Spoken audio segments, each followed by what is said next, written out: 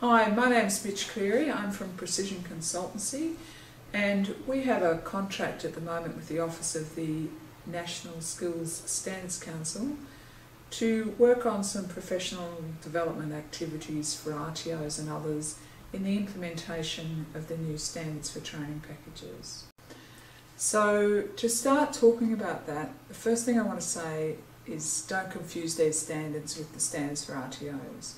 We're talking about a set of standards that were developed that talk about how training packages look and feel and how you might need to use them as an RTO to guide your training and assessment.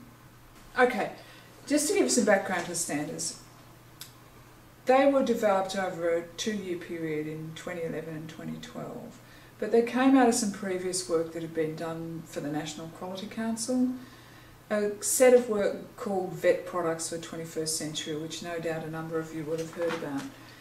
In that project, there was a lot of consultation with industry and with RTOs about what training packages look like, what was good about them, what was bad about them, what could be improved. And the outcome of that report was a set of recommendations, and the recommendations in relation to training packages focused on making the bits of them that were for particular audiences more clearly for those audiences, enabling industry to more clearly see work performance standards, and making RTOs more able to see what the assessment requirements were for particular units of competency. A lot of other things like qualifications and other information that's in training packages hasn't changed that much, but these are the key changes. Prior to that, prior to these new standards for training packages had to comply with the Training Package Development Handbook.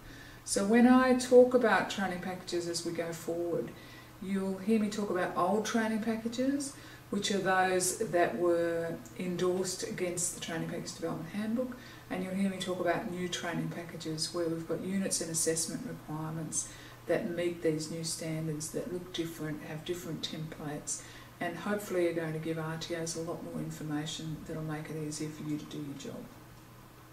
So just to talk briefly about timelines, the standards were endorsed in November of 2012 by all of the ministers that have responsibility for vocational education and training, both across the states and in the Commonwealth. Having signed off on the standards, there was also an agreement about an implementation timeline for this work.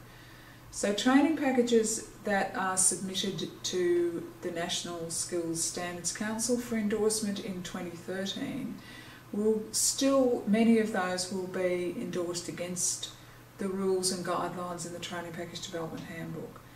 However, from the beginning of 2013, it's been possible for industry skills councils to put up training packages that meet the new standards.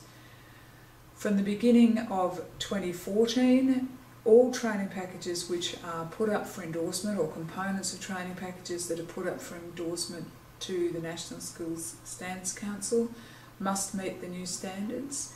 And over the time from now until the end of 2015, all existing training packages will be converted into training packages which meet the new standards. So by the 1st of January 2016, all training packages will be in the same format, meeting these new standards. Between now and then, you're going to see a transition period where we'll have some old, some new. In some cases, even within the same training package, we'll have some new qualifications, new units against the new standards, and we'll have some that still meet the old standards or the old rules as they apply. So what are these standards? Well, again, I want to make clear that we are talking about standards for training packages. These are standards for what a training package looks like. They're not standards that an RTO has to comply with. Those are the standards for RTOs. These standards, though, affect what training packages look like and the way that units and assessment requirements in particular are written, and that's something that RTOs will have to comply with. As an RTO, you need to be regulated against your training and assessment delivery against a training package. When the training package changes, the way in which you comply with that may also change.